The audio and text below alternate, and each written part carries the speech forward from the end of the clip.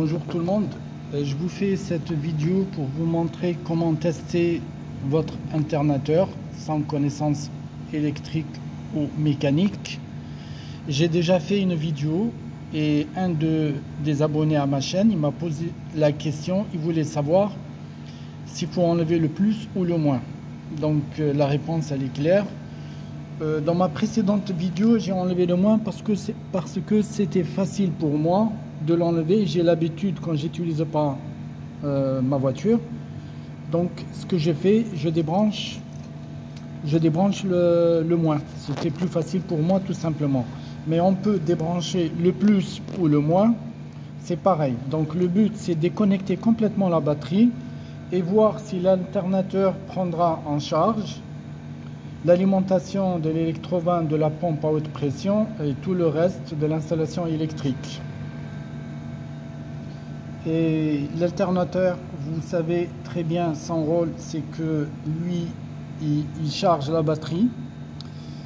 Au fur et à mesure que le moteur il tourne, il charge la batterie pour compenser le manque où la charge est utilisée par le clignotant, ou par le stop, ou par le poste radio, et par l'électrovanne, et par l'alternateur lui-même. Donc il compense, il recharge la batterie, il compense cette perte du courant. Donc, mais il est à la fois, il peut faire, ça veut dire que même si la batterie elle est déchargée, il continue à faire tourner le moteur, ça veut dire il continue à alimenter l'électrovanne de la pompe à haute pression pour garder le moteur en marche. Et ce qui fait que si on enlève le plus ou le moins, ça veut dire on déconnecte la batterie, normalement l'alternateur continue à alimenter l'installation électrique le temps qu'on remplace la batterie. Ça veut dire que si la batterie elle est déchargée, on peut mettre les COS et mettre une deuxième batterie pour démarrer la voiture. Après, l'alternateur prendra en charge le reste. Et ce que je vous conseille pas d'utiliser, ça veut dire que vous dites ben, je vais pas acheter une batterie, je vais essayer de démarrer avec un booster chaque fois, ça c'est pas bon. Parce que la batterie, si elle est déchargée, il va y avoir de la consommation. C'est ce qu'on appelle ici, vous voyez, c'est 70 ampères-heure. Ça veut dire, imaginez que votre alternateur, il va encaisser, voilà, c'est 70 ampères-heure. Ça veut dire, vous consommez 70 ampères en 1 heure. Et donc, c'est que les conséquences sont que l'alternateur, eh ben, le durée de vie de l'alternateur, ça va être plus courte et il va tomber en panne. Donc les conséquences, c'est les charbons qui vont être bouffés et le rotor qui est à l'intérieur, là où les charbons sont connectés, eh ben, il va s'user, il va créer genre de rainure et après c'est fini, eh ben, c'est la panne. Donc vous allez voir le témoin batterie qui s'allume. Et là, vous êtes obligé de changer les deux, la batterie et l'alternateur. Donc, évitez d'utiliser des batteries déchargées juste pour tourner le moteur avec une deuxième batterie.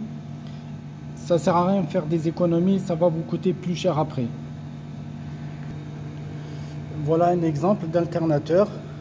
Donc, ce que je vous ai dit tout à l'heure, c'est le rotor, là où il y a les charbons, qui alimentent le rotor pour qu'il puisse produire de l'électricité. On voit très bien, j'espère que je vais arriver à zoomer. Je vais vous montrer là, vous voyez. Voilà, vous voyez ici. Là. Voilà. Vous voyez comment, normalement, cette surface, elle devait être pleine. Mais on remarque ici qu'il y a un genre de rebord, vous voyez. Normalement, on devait avoir un petit rebord de demi-millimètre à peu près. Mais si on dépasse le 1 mm, ça veut dire que on a trop sollicité l'alternateur à un moment T, on va dire ça. Et on a pris le temps, tout notre temps pour le remplacer. Donc les conséquences ici, Je vais essayer de zoomer. Je suis désolé pour la vidéo, hein, donc je vais essayer. entre parenthèses, je prépare pas mes vidéos. Donc dès que j'ai envie de faire une vidéo, je le fais sans préparation. Et c'est pourquoi j'ai beaucoup d'abonnés. Donc voilà, vous voyez ici. Là, c'est les urs. Voilà. Les charbons, c'est ici. Il y en a deux. Voilà, pour alimenter le 2 bornes. On a un ici et un à l'intérieur. Vous voyez, attendez, je vais essayer. Vous voyez comment c'est usé cet alternateur. À certains moments, il ne charge plus. Voilà. C'est-à-dire que les charbons, ils étaient... Pourquoi? Parce que quand on fait un appel de puissance, ça veut dire qu'on continue à utiliser la batterie déchargée. Et on va essayer, et là c'est l'alternateur qui va compenser ces 70 ampères-heure. Les urs de rotor, c'est de connectique que vous voyez là sur le rotor, l'usure est prématurée. Voilà. Et donc pour éviter cette usure qu'après vous allez avoir le témoin de batterie allumée et que la voiture et l'alternateur ne chargent plus, dès que vous avez une batterie déchargée, il vaut mieux la remplacer, ça coûtera moins cher. Là, je vais vous montrer. Je vais tourner la vidéo.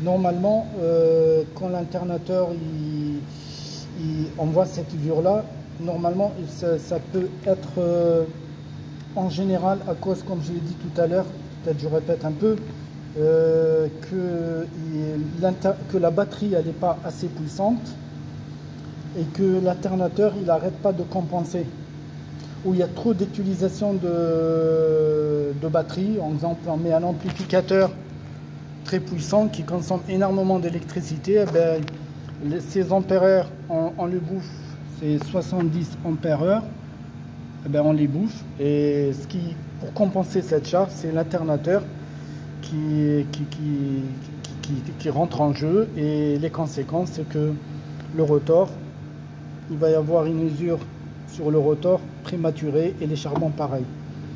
Voilà, donc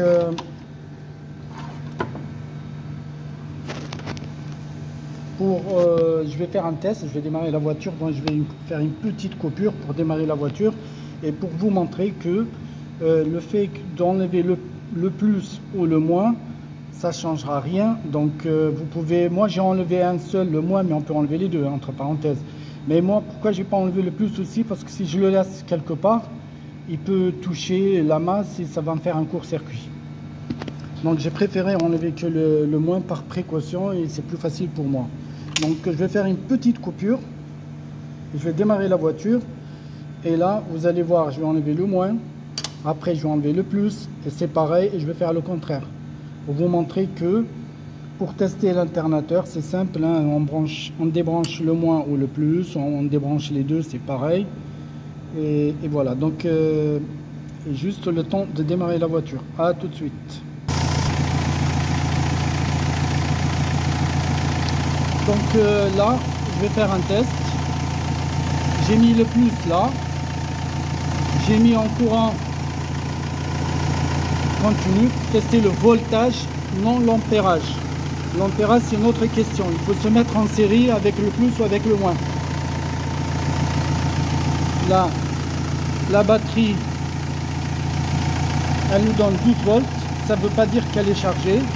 On peut avoir de 12 volts, mais on n'a pas assez d'ampérage, d'intensité pour tourner le démarreur. Donc ça ne veut pas dire que la batterie elle est chargée. Pour la tester, il faut mettre en série et mettre en ampère et démarrer le moteur et on voit combien ça va consommer. Et là on peut tester l'ampérage. Mais contrairement à ceux qui disent qu'avec un testeur on peut savoir si la batterie est chargée ou pas, c'est faux. On peut savoir s'il y a du tension, on peut avoir 11 volts alors qu'on a assez d'ampérage. Et la voiture elle peut démarrer. On peut avoir 14 volts, mais on n'a pas assez d'ampérage. Donc la voiture elle ne démarrera pas. Voilà, je ferai une autre vidéo pour mieux expliquer. Donc on va retourner ce qui concerne l'alternateur. Là j'ai mis, je refais donc 12 volts, c'est la batterie. Il y a le plus dans la batterie, le plus de la batterie, et là c'est le moins.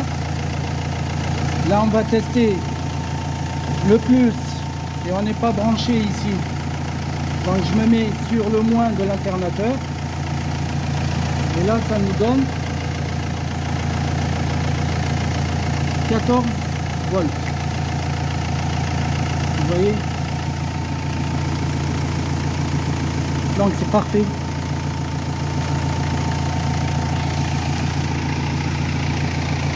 Là je vais essayer de débrancher le moins.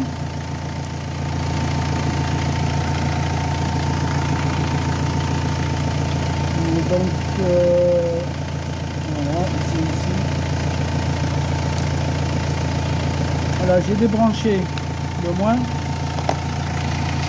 Là donc je répète, on a le moins enlevé, on va enlever le plus. Par contre là, il faut faire attention à ne pas toucher la carcasse. Sinon le moteur il va arrêter à cause d'un court-circuit. Donc là il n'y a rien, vous voyez. Il n'y a rien. Tout est débranché. On va faire un test. J'ai peur que ça part.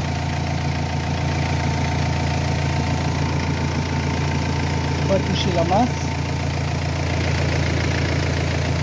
Attendez 2 secondes. Je vais le remettre en place. Voilà. Et là, j'éloigne le plus. Et on a encore 14 volts.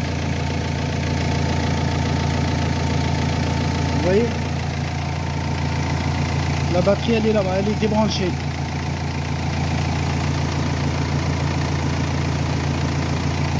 Le moins, 14 volts, le plus. Là le moteur, l'installation électrique est alimentée par l'alternateur. Je vais remettre